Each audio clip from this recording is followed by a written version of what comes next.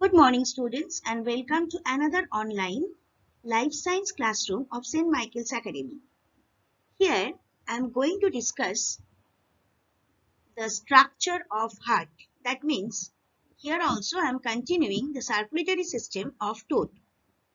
So, let's start.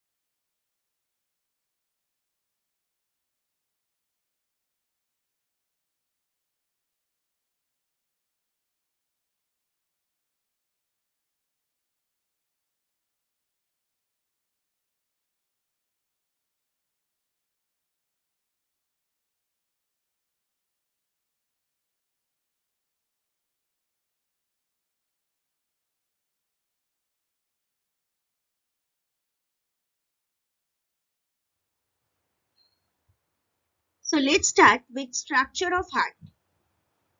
First of all, circulatory system in tooth comprises heart, artery, vein, and capillaries.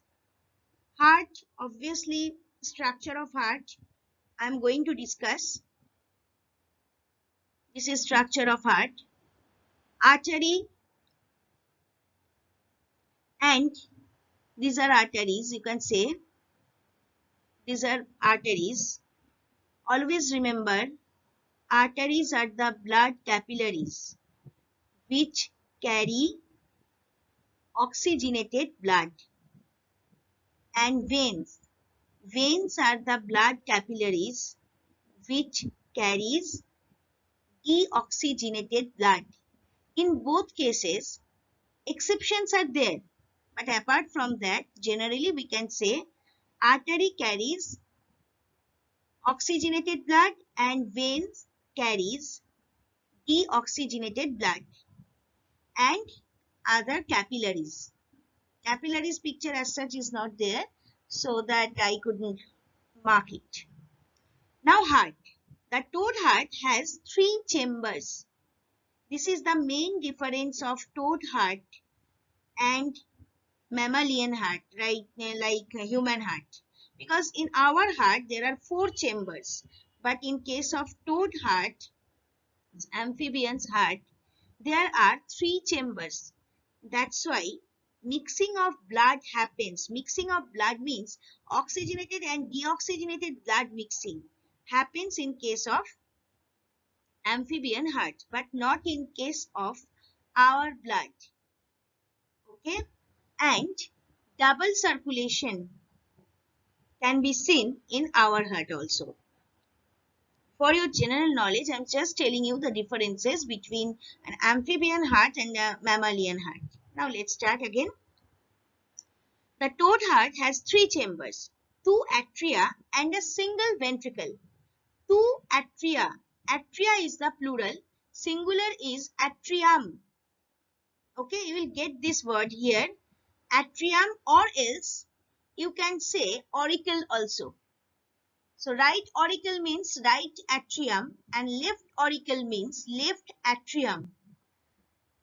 These are singular, this is singular form atrium, but when they are using atria, that means plural. That means they are talking about both the atrium, right and left. And a single ventricle is there. And in case of mammalian heart, there are 2 ventricles. Okay. So this is the ventricle. So according to this sentence, this is right auricle. Please follow the leisure. This is right auricle or right atrium of toad's heart. And this is left auricle or left atrium of toad's heart. And this is the ventricle. So there are 3 chambers. The right atrium receives deoxygenated blood from the blood. Please write over here right. The right atrium receives deoxygenated blood from the blood vessels. That means veins, because veins carries deoxygenated blood that drain the various organs of the body. The left atrium receives oxygenated blood from the lungs and skin. So left atrium receives oxygenated blood and right atrium. Now I am explaining what is pericardium. The pericardium is a thin sac that surrounds our heart, or in case of this toad's heart. It protects and lubricates your heart and keeps it in place within your chest. One more time I am reading this. It protects, obviously it gives protection because this is the outer covering of heart actually, and lubricates. That means it resists your heart from any friction. Okay, like lubricating oil generally we use for greasing. So here also one of the function of pericardium is lubrication, protection, and keeps it in place within your chest. That means keeps it intact within your chest or here towards chest. Problems can occur when the pericardium becomes inflamed or fills with fluid. That means problem generally occurs when pericardium is get damaged or destroyed, or maybe it fills with fluid. That means heart disease. So some type of heart disease occurs. There are lots of other reasons for heart disease. Don't think that this is only one and only reason, but I'm just sharing my view on the basis of pericardium, damage of pericardium actually, the disease of heart. Now next, sinus venosus. Just now I have shown you one part of heart that is called sinus venosus. Actually, what is this? Excitation of the toad heart is myogenic. That is, contraction of the heart originates within the muscle itself. In amphibians such as toad, the pacemaker is the sinus venosus, an enlarged region. Sinus venosus, actually, what is this? It is an enlarged region between the vena cava and the right atrium. Okay, hope so. After seeing the diagram, you will understand that. And pacemaker, I think already you have heard this word. Actually, it's a very common word in human being. Suppose generally pacemaker, we have to place a pacemaker in our heart. This is a very big operation also. So in case of amphibian also, the pacemaker is the sinus venosus, you can say. Sinus venosus is the auto pacemaker or general pacemaker in our body or in toad's body. And pacemaker, actually in case of human being, that we have to put a machine which acts as sinus venosus. Okay, and this surgery is not so easy. This is a very big surgery. Now next one is conus arteriosus. On the ventral side, there is a pitcher-like chamber known as conus arteriosus. It is connected to the right side of the ventricle by an aperture provided with 3 semilunar valves. There is a spiral valve present within the conus arteriosus. One thing I just want to say you, that is, what is valve?